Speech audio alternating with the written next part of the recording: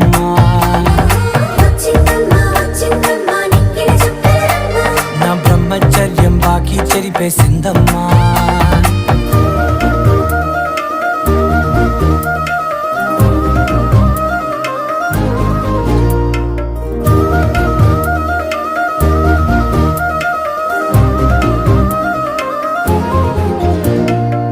ఏకాంతాలన్నీ ఏకాంతం లేక ఏకరువే పెట్టాయే ఏకంగా. సంతోషాలన్నీ సెలవన్నది లేక మనతోనే కొలువయ్యే మొత్తంగా. స్వాగతాలు లేని ఒంట్లో ఉండలేక విరహం